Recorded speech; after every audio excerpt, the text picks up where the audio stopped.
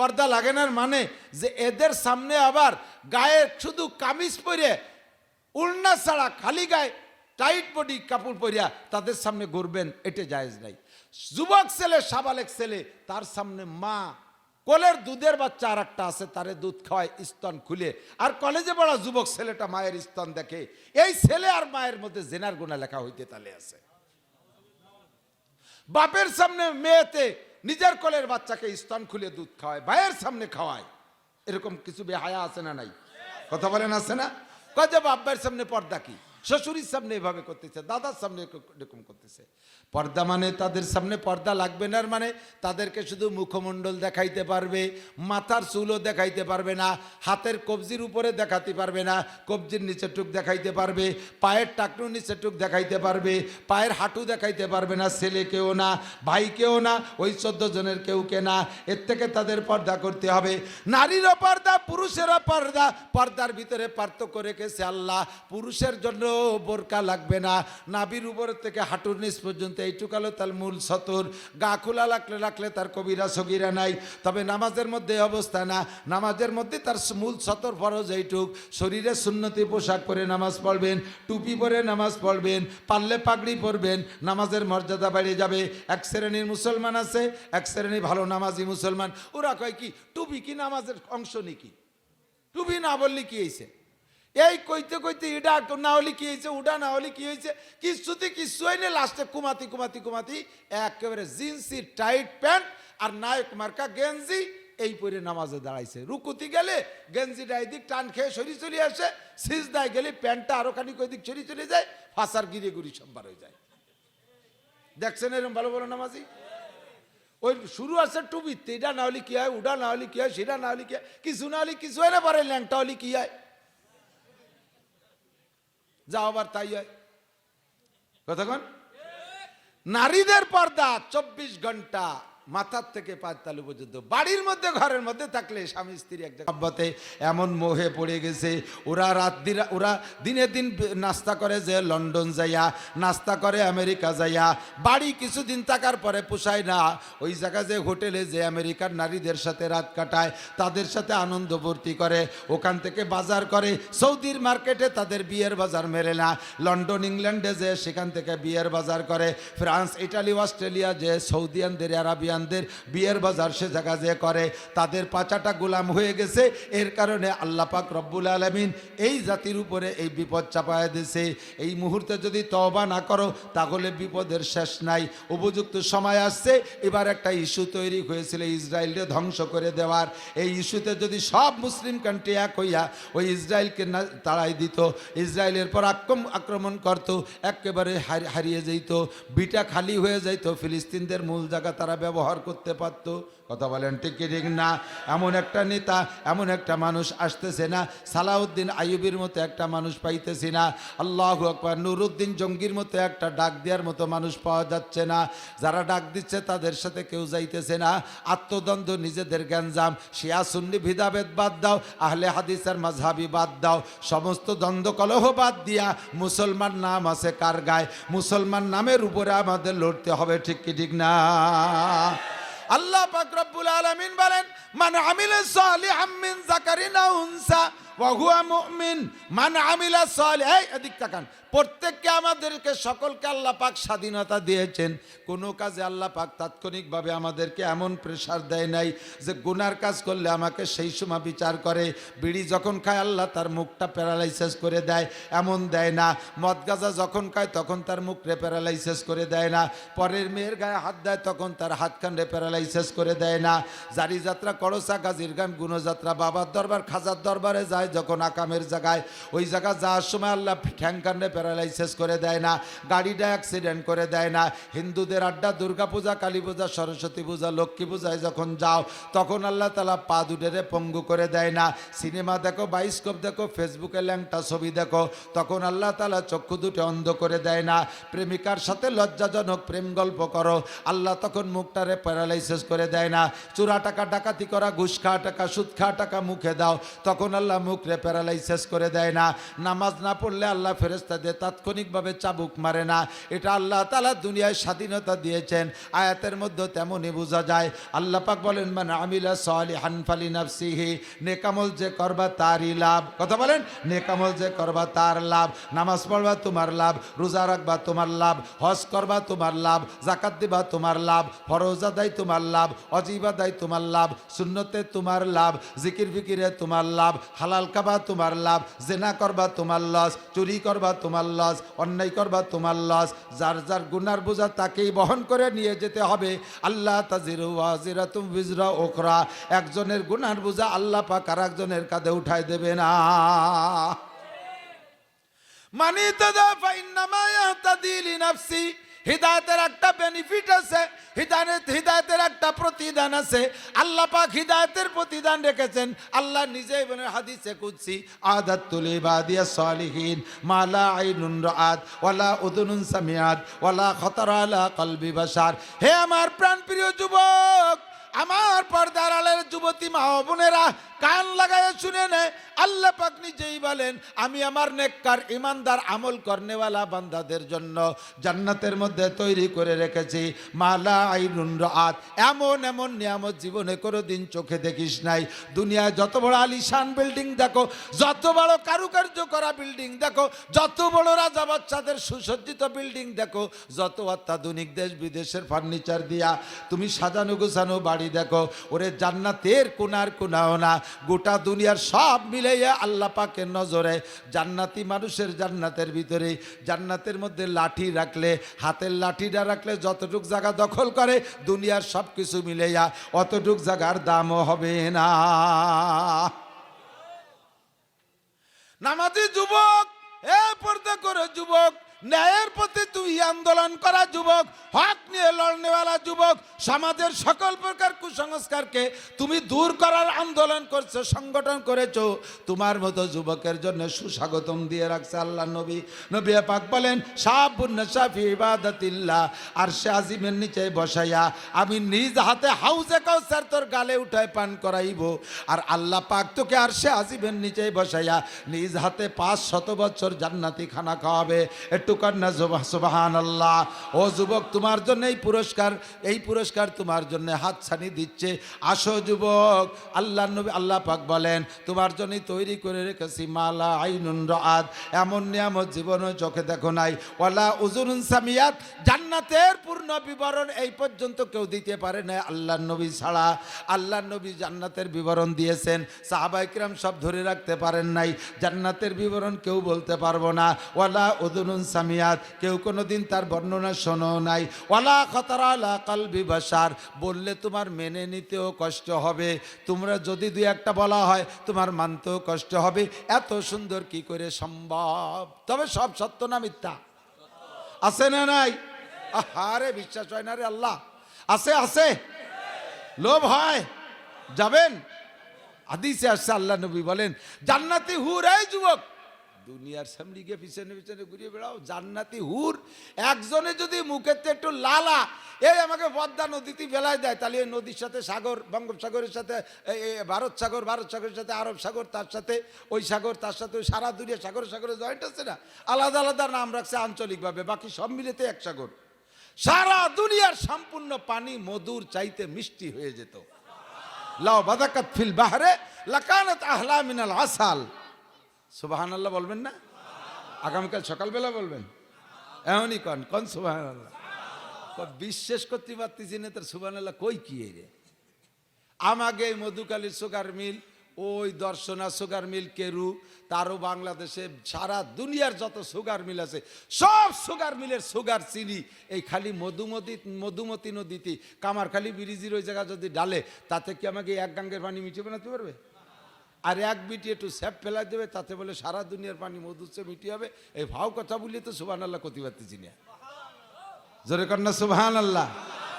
এই জন্য আল্লাহ নিজেই বলছে, ওয়ালা খাতার আলা কলবি বাশার, তোরে বললি তুই মানতেও পারবি না। মধুর নদী হবে, দুধের নদী হবে, পানি তো থাকবেই, শরবতেরও নদী হবে, গাট সিঁড়িতে বসে একমক খাবেন, একমক মাথায় ডালবেন, কেউ হিরিও বার্তা হবে না, একজনের খালে আর একজন যাবে না, যার যার আলাদা আলাদা নদী হবে। কোন সুবহানাল্লাহ, আল্লাহু আকবার। জান্নাতের মধ্যে বিশাল, জান্নাতের মধ্যে সব কিছু, তোমার মনে চাইলে জান্নাত নিতে পারো, পক্ষান্তরে জাহান্নামও সেরকম আছে। আল্লাহু আকবার। 70 লক্ষ বছর পর্যন্ত জাহান্নামের আগুনের মধ্যে পুড়বার চিল্লাইবা, কয় অতদিন থাকবো নাকি? জাহান্নামের যে আগুনের পাওয়ার, ওর মধ্যে তো 1-2 মিনিটের মধ্যে পুড়িয়ে ছাই ভস্ম হয়ে যাব, ও তো কাল থাকবো নাকি? ও অত লম্বা হয়ে কই না, ছোটখাটো এরকম তালি মানা যাবে না। আল্লাহ আল্লাহ কয় কুল্লামা নাদিজাত জুলুদুহুম বাদদালনাহুম জুলুদান গায়র লিইউযীকাহুমুল আযাব।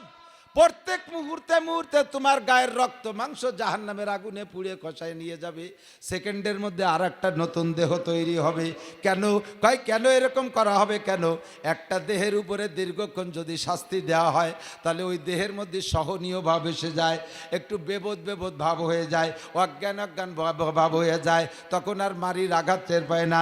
চোররে পিঠে দেখছেন পয়লা 3-4 বাড়িতে কান্দে, কয়েক বাড়ি দিলে কান্দে, এরপরে যখন মায়ের ধুমসা বেগে শুরু হয়ে যায়, শুয়ে সে খালি অতি তালে তাই, পরে আর মারির ব্যথা টের পায় না, বেবোধ হয়ে যায় গা। এই জন্য আল্লাহ প্রত্যেক মুহূর্তে মুহূর্তে দেহ পাল্টায় দেবে। 70 লক্ষ বছর পরে চিৎকার, 70 লক্ষ বছর পর্যন্ত যুবক চিৎকার মারবা আর কি বলবা? রব্বানা আবসারনা ওয়া সামিনা ফারজিনা নামাল সালিহান, ফারজিনা নামাল সালিহান ইন্না মুকিনুন, রব্বানা আখরিজনা মিনহা ফাইন উদনা ফাইন্না জালিমুন। রব্বুল আলামিন আর একটা বার দুনিয়ায় পাঠায় দাও, জিনা করছি কোনোদিন করব না, চুরি করছি এতদিন আর করব না, ডাকাতি করে গুনাহগার হয়ে জাহান্নামে আইছি আর করব না, নামাজ পড়িনি জাহান্নামী হয়েছি আর নামাজ ছাড়ব না, রোজা রাখি নাই জাহান্নামী হয়েছি আর রোজা ছাড়ব না, আখরিজনা মিনহা ফাইন উদনা ফাইন্না জালিমুন। আর একটা বার দুনিয়ায় পাঠায় দাও, যে অন্যায়ের কারণে জাহান্নামে এসেছি, এই অন্যায় যদি পুনরায় করি, সেদিন তুমি আমাকে জালেম বলে যা বিচার করবা, কোনো কথা বলবো না। এমন করে চিল্লাইবা 70 লক্ষ বছর। আমার দিক হাইসে উড়াই দিও না, আল্লাহর কসম 70 লক্ষ বছর জাহান্নামের আগুনে চিৎকার মারবা। সাপে কামড়াইবে বা তার ভিতরে বিচ্ছুতে কামড়াইবে, রং বেরঙ্গের আগুন দিয়ে তোমাকে পোড়ানো হবে। চিৎকার মেরে পানি চাইবা, আল্লাহ কলিজা ভাইটা গেলে একটু ঠান্ডা পানি দাও। এমন ঠান্ডা পানি দেবে কার সঙ্গে সঙ্গে তুমি আইসক্রিমের মতো ঠান্ডা হয়ে যাওয়া। এবার চিৎকার করবা, আল্লাহ ঠান্ডা পানি চাইলাম, এ তো অসহনীয় ঠান্ডা, এখন একটু গরম পানির ব্যবস্থা করো। কলিজা ঠান্ডা হয়ে গেছে, আল্লাহ অসহ্য লাগতেছে। আবার 70 লক্ষ বছর চিৎকারের পরে এবার আল্লাহ পাক মাথার উপরে ঢেলে দেবে গরম পানি, এমন গরম পানি ঢেলে দেবে সারা গা ফুসকা পড়ে যাবে, বড় বড় ফুসকা, ওই ফুসকা ভরে সম্পূর্ণ পুষ থাকবে। সুম্মা সুব্বু ফাকারাসিহিম হামিম, আর একবার দ্বিতীয়বার গরম পানি ঢেলে দেবে।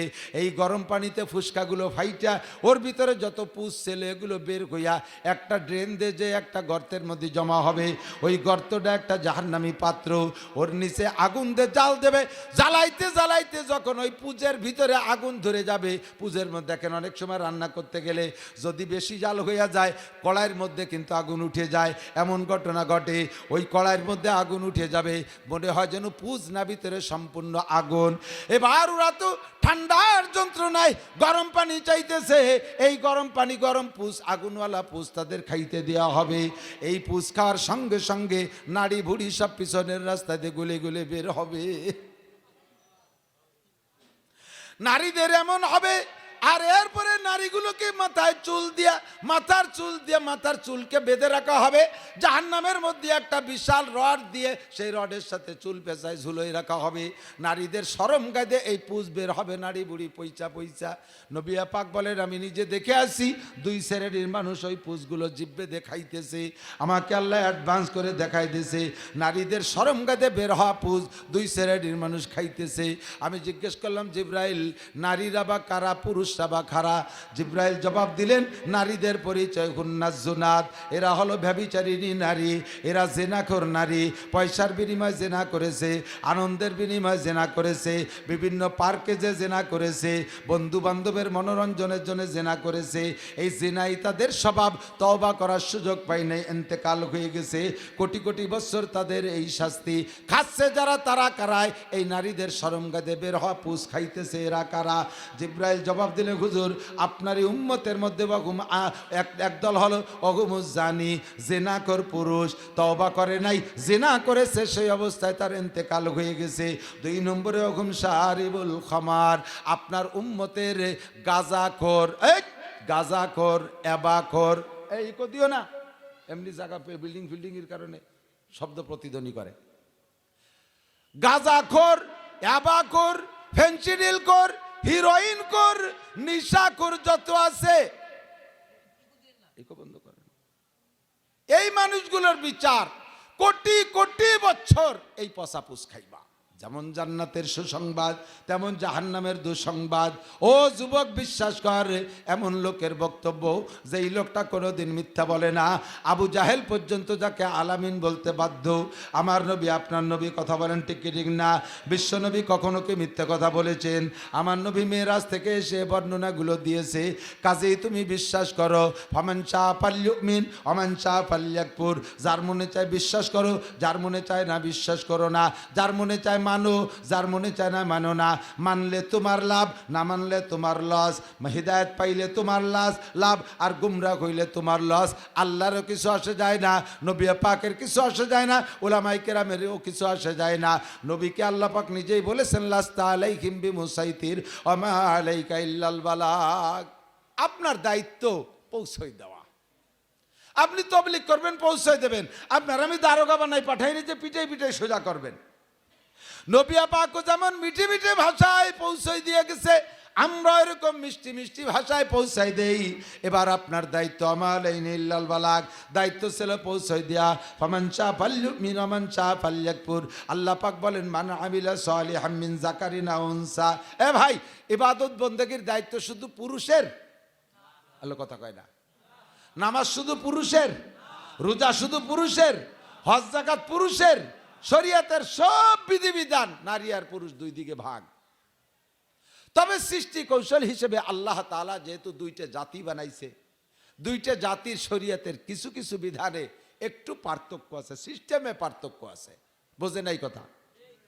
আমরা পুরুষরা, আমাদেরও পর্দা ফরজ না নফল? জোর হলো না? আপনারা একটু সবাই কন, জোর হলো না? পর্দা কি? পরে ফরজের তালে তালে করছে, শুনি নাই যে কি ফরজ ক্ষতি করছি। কি ফরজ? কি ফরজ? অস্বীকার করতে পারবেন না কিয়ামতের ময়দানে। আল্লাহ বলবেন, তুই পর্দা করিস নি কে? আল্লাহ, পর্দা কি? তাই তো জানতাম না। আল্লাহ কার মুখ বন্ধ করে দেবানি, শয়তান সুপার গুলু লাগাই মুখ আটা লাগাই টাইট করে দেবানি। তুই নিজেই তো কইছিস পর্দা ফরজ, তোর খাতায় লেখা দেখ পর্দা। তো পুরুষের পর্দা ফরজ, নারীদের তো ফরজ না। আমি মাঝে মাঝে বলি, আল্লাহর রহমত, আমরা পুরুষরা সাধ্য অনুযায়ী চেষ্টা করি নারীদেরকে দেখব না।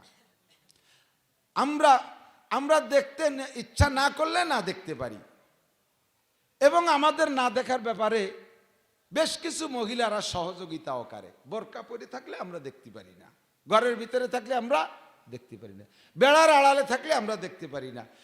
উনাদেরকে সেভ করে আমাদের বাঁচায় দিয়েছে, আমাদের পর্দা করা সহজ করে দিয়েছে। কিন্তু আমরা যে বাড়িতে হাঁটি, উন্ডা বেড়ার ভাগ দিয়ে দেখে, জালনার ভাকায় দিয়ে কোনা কাটিয়ে দেখে। আমি কতবারই যাই, আমরা বক্তারা তো যাই, বাড়ি যাই, খানা দানা খাই, সে বাড়িতে খেয়ে দিয়ে চলে আসি। আমরা তো জানি না যে ওই বাড়ির বিটিরা মহিলারা কেমন, কিন্তু ওই বাড়ির মহিলারা সব আমাকে হুজুরকে দেখে যে কোন হুজুর কেমন। আমরা যেমন আপনাদের দেখতে পারবো না, আপনারা আমাদেরকে দেখতে পারবেন না। আমরা যেমন সরাসরি আপনাদেরকে দেখতে পারবো না, আপনাদের কোনো ছায়া ছবি আমরা দেখতে পারবো না, তেমনি আপনারা যেমন আমাদের সরাসরি দেখতে পারবেন না, আমাদের ছায়া ছবিও দেখতে পারবেন না। এর কারণে শরীয়তের মাসআলা হলো, এই যে জায়গায় জায়গায় প্রজেক্টর দেয় না, প্রজেক্টরে ওয়াজ শোনায়, পর্দায় মহিলাদের মধ্যে পর্দা দিয়েছে। এই জায়গায় আমি যা যা কইতেছি, যেভাবে অঙ্গভঙ্গি করতেছি, সব অন্য ওই জায়গায় বসে দেখতেছে। জায়েজ নাই, হারাম। এই ওয়াজ শুনে যে নেকি কামাই করছিল, তার সে কয়েক গুণ বেশি গুনাহ হবে। বরঞ্চ ওয়াজ শুনে যা কামাই করছিল তাতে এক ধরনের, আর এই গুনাহটা হবে পাক্কা জিনার গুনাহ, পাক্কা জিনার গুনাহ হবে। এক বক্তা ওয়াজ করে বাড়ি গেছে, প্রজেক্টরে দেখাইছে, তো তার স্বামী ফিল্ডে বসা, আর মহিলারা, মানে স্বামী ফিল্ডে বসা, মহিলা প্রজেক্টরের সামনে। বাসায় দুইজন যাওয়ার পরে বউতি স্বামীরে জিজ্ঞেস করছে, বলো তো হুজুরের দাঁত কেমন? কয় যে আমি কি দাঁত দেখতে গেছি, গরু কিনতে গেছি নাকি যে দাঁত না না দাঁতছে তাই দেখো। আমি দেখেছি অশুনতি দাঁত আমি দেখতে। কয় যে তোমরা তো সামনে ছিলে, তোমরা সামনে বসে টের পারে, তোমরা দেখছো ছোট ছোট দাঁত, আর আমাকে বিশাল পর্দায় দেখাইছে হুজুরের একটা দাঁত খেজুর গাছের মতো মোটা দেখছি আমরা, তাতে কোনটা উঁচু কোনটা নিচে সব আমরা দেখছি। চিন্তা করতে পারেন? অশুনতি গেছে। বুড়োরে জিজ্ঞেস করেছে, কাকা এই টেলিভিশনের সামনে বসে তাই দিন বই কেন? কয়টু খবর শুনি। শোনে না, কয়টু খবর দেহি। খবর এ খবর কি দেখতে হয় না শুনতে হয়? আসলে বুড়ো খবর দেয়, খবর তো দেয় না, খবর ওয়ালারে দেয়। আজকে কি বলছে ফিলিস্তিন, গাজা, ইসরায়েলের কি খবর? ওই মেয়েটা ডেলি একজনই খবর ভর্তি আসে, এই খবর শুনেছে মাইয়েডা খবর ভর্তি আসে। শুনলাম যে, জিজ্ঞেস করলাম ফিলিস্তিন গাজার কি খবর, উনি সে মাইয়েডার খবর কয়। আরে বলছে কি তাই বলে, কই একটা দিনও মাথায় কাপড় দিয়ে আসে না, সব মাইয়ের খবর কয়। কতক্ষণ প্রজেক্টার এগুলো হারাম জায়েজ নাই। কয় যে ইউটিউব, এই ইউটিউব আমরা অনুমতি দিছি তো বিটিকে জন্য না, তোমরা দেখো না লক্ষ লক্ষ কোটি কোটি বিটারা বয়ান শুনবে, আমরা তাদের জন্য ইউটিউবের অনুমতি দিছি, তোমরা দেখো কা? তোমার জন্য তো আমি বিটা মানুষ, আমি রাস্তা দিয়ে আটবো না? তুমি বিটিরা যদি এসে রাস্তায় আমারে দেও তো আমি কেরবো? তাই বলি কি আমি বোরকা পরি আটবো নাকি? তুমি আসো কে রাস্তায়? রাস্তাঘাট বিটা পুরুষের জন্য, হাট বাজার পুরুষের জন্য, আমরা তো যাবোই হাট বাজারে, তুমি আসো কে আমারে দেখতে? মহিলারা ইদানিং বাজার করা শুরু করছে। মহিলাদের বাজার করার যে প্রভাব বাড়ছে আমাদের ওদিক তো খুব বাড়ছে। আটের অর্ধেকই বিটিরা ফরিদপুরে আছে মাশাল্লাহ, আন্তর্জাতিক শূন্যতে পরিণত হয়ে গেছে। মানে স্বামীরা সব বিদেশ থেকে বাজার ঘাট সব নিজেরা হাতে হাতে করে, ঠিক কি ঠিক না? সব বাজার বিটিরা করে। এখন তুমি বাজারে এসো, আট তো তোমার জন্য না, তুমি আসছো কে? আমি বিটা মানুষ, আমি আটে যাবো না? আমি পুরুষ মানুষ, আমার আজ ইউটিউবে আমি লক্ষ কোটি পুরুষের জন্য, আমার লক্ষ লক্ষ শ্রোতা আছে দেশ বিদেশে, তাদের জন্য ছাড়ছি। তুমি বিটি মানুষ দেখো কা? তুমি আওয়াজ শোনো, তোমার কারণে তো এটা বন্ধু। কিন্তু প্রজেক্টরটা দিয়া একেবারে জাস্ট সরাসরি তাদের খেদমতের জন্য, এটা জায়েজ নাই। এখন পর্দা, পুরুষেরও পর্দা, নারীদেরও পর্দা। কোরআন শরীফে একই আয়াতের পাশাপাশি আছে, কুল্লিল মুমিনিন ইয়াগুদ্দু মিন আবসারিহিম, পরবর্তীতে বলা হয় ওয়াকুল্লিল মুমিনাত ইয়াগুদ্দুনা মিন আবসারিহিন্না ওয়া ইয়াহফাজনা ফুরুজাহুন্না, পুরুষদেরকে বলে দাও পর নারীর সামনে আসার সাথে সাথে চক্ষু নিচু করে ফেলবে, যেন নারীদেরকে না দেখে। নবী পাক হযরত আলীকে বলতেছেন, ইয়া আলী লা তুতবিন নাজরাতান নাজরাতা ফাইন্না লাকাল উলা। ও আলী, কোন নারীর দিকে যদি অতর্কিতভাবে নজর পড়ে যায়, তাৎক্ষণিকভাবে নজর নিচু করে ফেলো, দ্বিতীয়বার আর নজর করে নজর উঠাবা না, তার দিক দেখবা না। প্রথমবার তোমার অজান্তে একবার তোমাকে দেখা অনুমতি দেয়া গেছে, তবে যদি টের পাও যে এটা মহিলা, তাহলে প্রথমবারও তুমি নজর করবা না। অতর্কিত নজর পড়ে গেছে, প্রথমবার তোমারে ক্ষমা করা হবে, দ্বিতীয়বার নজর করার সঙ্গে সঙ্গে তোমার আমলনামায় কবিরা গুনাহ। তেমনই নারীরা পুরুষকে দেখতে পারবেন না। যেই 14 জনের সাথে বিয়ে হারাম, যেই 14 জনের সাথে বিয়ে হারাম, ওই 14 জনের সাথে শুধু পর্দা করা লাগবে না। ভালো করে একটু বুঝতে হবে। খেয়াল করতেছেন নাকি আপনারা? আমি কি অপরজনীয় কথা বলতেছি নাকি? একটু লক্ষ্য করেন। 14 জনের সাথে বিয়ে হারাম। কয়জন? 14 জন মানে গ্রামের এক পাশে 14 জন, 14 শ্রেণীর বাপ, দাদা, নানা, চাচা, মামা, ছেলে, পুতা, ভাই, ভাইয়ের বিটা, ভাগ্নে, শ্বশুর, দুধ বাপ, দুধ ভাই, এই 14 জনের সাথে বিবাহ হারাম। সেম এর এগেনস্টে ওই কায়দার মহিলারা, একজন পুরুষ ওই ক্লাসের মেয়েদেরকে বিয়ে করতে পারবে না, একজন মহিলা এই কয় শ্রেণীর পুরুষের সাথে বিয়ে বসতে পারবে না। এদের সাথে পর্দা লাগে না, এদের সাথে পর্দা। এই পর্দা লাগানোর তর্জমা কি? পর্দা লাগানোর মানে যে এদের সামনে আবার গায়ে শুধু কামিজ পরে, উড়না ছাড়া খালি গায়ে টাইট বডি কাপড় পরিয়া তাদের সামনে ঘুরবেন, এটা জায়েজ নাই। যুবক ছেলে, সাবালেক ছেলে, তার সামনে মা, কোলের দুধের বাচ্চা আর একটা আছে, তারে দুধ খাওয়ায় স্তন খুলে, আর কলেজে পড়া যুবক ছেলেটা মায়ের স্তন দেখে, এই ছেলে আর মায়ের মধ্যে জেনার গুনাহ লেখা হইতে তালে আছে।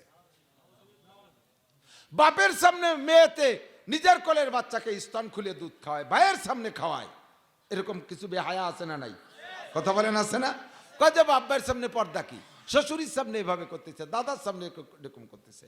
পর্দা মানে তাদের সামনে পর্দা লাগবে না, মানে তাদেরকে শুধু মুখমণ্ডল দেখাইতে পারবে, মাথার চুলও দেখাইতে পারবে না, হাতের কবজির উপরে দেখাতে পারবে না, কবজির নিচে টুক দেখাইতে পারবে, পায়ের টাকনুর নিচে টুক দেখাইতে পারবে, পায়ের হাঁটু দেখাইতে পারবে না, ছেলেকেও না, ভাইকেও না, ওই 14 জনের কেউকে না। এর থেকে তাদের পর্দা করতে হবে। নারীরও পর্দা, পুরুষেরও পর্দা। পর্দার ভিতরে পার্থক্য রেখেছে আল্লাহ। পুরুষের জন্য বোরকা লাগবে না, নাভির উপর থেকে হাঁটুর নিচ পর্যন্ত এইটুক আলো তার মূল সতর। গা খোলা রাখলে তার কবিরা সগিরা নাই। তবে নামাজের মধ্যে অবস্থা না, নামাজের মধ্যে তার মূল সতর ফরজ এইটুক। শরীরে সুন্নতি পোশাক পরে নামাজ পড়বেন, টুপি পরে নামাজ পড়বেন, পারলে পাগড়ি পরবেন, নামাজের মর্যাদা বেড়ে যাবে। এক শ্রেণীর মুসলমান আছে, এক শ্রেণী ভালো নামাজি মুসলমান, ওরা কয় কি টুপি কি নামাজের অংশ নাকি? টুপি না বললে কি হয়েছে? এই কইতে কইতে এটা না হলে কি হয়েছে, ওটা না হলে কি হয়েছে, কিছুতে কিছু হয়নি। লাস্টে কুমাতি একেবারে জিন্সি টাইট প্যান্ট আর নায়ক মার্কা গেঞ্জি এই পরে নামাজে দাঁড়াইছে। রুকুতি গেলে গেঞ্জিটা এদিক টান খেয়ে সরি চলে আসে, সিজদায় গেলে প্যান্টটা আরো খানিক ওইদিক সরি চলে যায়, ফাঁসার গিরে গুড়ি সম্বার হয়ে যায়। দেখছেন এরকম ভালো ভালো নামাজি? ওই শুরু আছে টুপিতে, এটা না হলে কি হয়, ওটা না হলে কি হয়, সেটা না হলে কি হয়, কিছু না হলে কিছু হয় না, পারে ল্যাংটা হলে কি হয়, যা আবার তাই হয়। কতক্ষণ?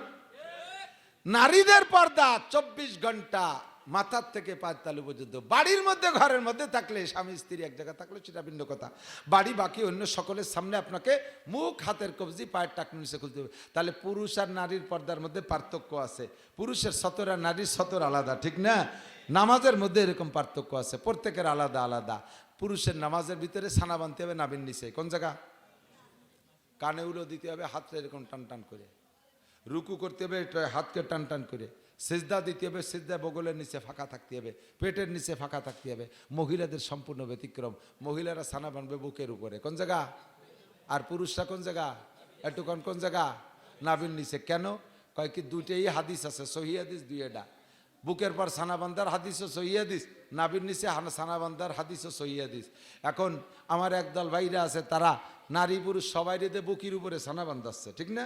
আছে না একদল? তাহলে সারা সবাই মিলে যদি বুকির উপরে ছানা বান্ধি, তাহলে এক হাদিসের পর আমল হলো। নাভির নিচে ছানা বান্ধা যে সহি হাদিস আছে, ওই হাদিসটার আমল বিলুপ্ত হয়ে যাবে, ওই হাদিসটার আমলে থাকবে না। কথা কন? আর যদি আমরা পুরুষরা নাভির নিচে ছানা বান্ধি আর মহিলারা বুকির পর ছানা বান্ধে, তাহলে দুইটা হাদিস আমলের মধ্যে থেকে গেল, আল্লাহ নবীর একটা হাদিসও বাদ পড়লো না। কথা কন ঠিক কিনা? আল্লাহ, পুরুষরা দাঁড়াবে পা ফাঁকা করে, মহিলারা দাঁড়াবে পা মিশাইয়া। মহিলারা একেবারে 2 পা মিশাই দাঁড়াবে, পুরুষরা মাঝখানে 4 আঙ্গুল, সর্বোচ্চ আধা হাত, সর্বোচ্চ আধা হাত। আধা হাতের অনুমতি হলো মোটা রান আলাদের জন্য, কারণ মোটা রান হলি পারা ওই জায়গা মিশলেও নিচের দিক যে ফাঁকা হয়ে যায়, মিশাতে গেলি পারা দাঁড়ায় থাকতে পারে না। এই জন্যই তাকে তাদের জন্য অনুমতি 1 বিঘত পর্যন্ত। 1 বিঘতের বেশি লাগে না, আধা হাতের বেশি ফাঁকা লাগে না। আমার ভাইরা আইসা নামাজের দাঁড়াতে সময় আর একজনের লাইতি মসজিদিতে নামাই ফেলে, পাশের জন্য খালি পাউ দিল লাইতি তালে তাই। আমি এক মসজিদে গেছি, আমি জানি না যে ওরা ওই গ্রুপ। নামাজে দাঁড়াইছে, পাশের জন্য আমার খালি পাউ দিলাইতে, আমি একটু সরি, মনে হচ্ছে যে ওর জায়গায় হচ্ছে না, এই জন্য সরি দাঁড়াতে করছে। তা আমি একটু সরি দাঁড়াই, ও আরো একটু সরে, পরে টের পাইছে ওরা তো এই পার্টি। শেষে ফাইজলি মেরে 36 দেই, তোর ঠ্যাঙ্গে কদ্দূর কুল হয়, চেগাতি থাক, আমি মসজিদের নিচে নেমে যাব, তোর চেগায় কত কুল হয়। নামাজের দাঁড়ানোর একটা লিমিট আছে না নাই? পুরুষরা হালকা ফাঁকা করে দাঁড়াবে, মহিলারা মিশাই দাঁড়াবে। কেন? নামাজে যখন মানুষ দাঁড়ায় তখন শয়তানে মানুষের শরমের অঙ্গগুলো নিয়ে শয়তানি করতে তালে থাকে। কলবের মধ্যে যে জায়গা নেই, এখন বসে রয়েছেন প্রত্যেকের মন মানুষকে তো আমার দিক আছে। এখনই নামাজে দাঁড়ায় যান, দেখবেন যে দুনিয়ার যত পচা কারবার বিগত জীবনে ঘটছে সেইগুলো মনের মধ্যে আসে। ভালো তেমনটা আসেই না, হাজারো চেষ্টা করেন, আল্লাহ, রসুল, ফেরেস্তা, জান্নাত, জাহান্নাম, 1 সেকেন্ডও থায় না, এর মধ্যে চলে আসে জরি নিয়ে, চকি নিয়ে, খালেদা জিয়া, এটা ওটা সব চলে আসে, মমতাজ আসে কি আসে না? এ কলবের মধ্যে এসে শয়তানির প্রশিক্ষণ দেয়, আর শরীরের শরমের অঙ্গগুলো নিয়ে শয়তানি করতে তাহলে তাকে নাড়াচাড়া করে। এই জন্য মহিলাদের শরম যেখানে যেখানে আছে, সংযম সেখানে তত বেশি। মহিলারা পা মিশিয়ে দাঁড়াবে, তাদের শরীরটা চাপা থাকবে, আর ছানা বানবে বুকের উপরে, তাদের যাতে স্তন দিয়ে শয়তানে নাড়াচাড়া করতে না পারে, এই জন্যই তারা। আর পুরুষের শরম নাভির নিচে, এই জন্য হাতটা ধরে ছেড়ে দেবেন, নর্মালি ছেড়ে দেবেন, বাজতে রাখবেন না, হাত ধরে নর্মাল ছেড়ে দেবেন, দেখবেন যে নাভির নিচে চলে গেছে। তাতে আপনি যতটুকু পারছেন ততটুকু চেষ্টা করেছেন। আল্লাহ পাক বলেন ওয়াল্লাযীনা জাহাদু ফিনা লানাহদিয়ান্নাহুম সুবুলানা। তোমার যেখানে চেষ্টা শেষ, আমার সেখান থেকে রহমত শুরু। তুমি হাত ছেড়ে দিয়েছো ওই পর্যন্ত, বাস বাকিটুকু আমি হেফাজত করব। আল্লাহ পাক হেফাজত করবে। এখন পুরুষটা বুকের উপরে ছানা বানবে, পুরুষটা কি ঠেয়ানোর জন্য বুকের উপরে ছানা বানবে? এ কত দরকার আছে? এর হাজলিমি না? যার যার জায়গায় সেই সেই। পুরুষরা মাথায় টুপি পরবে, পাগড়ি পরবে, মহিলারা মাথায় কাপড় দেবে, তবে পাগড়ি পরবে না, মহিলারা টুপিও পরবে না। প্রত্যেকের শরীয়ত আলাদা।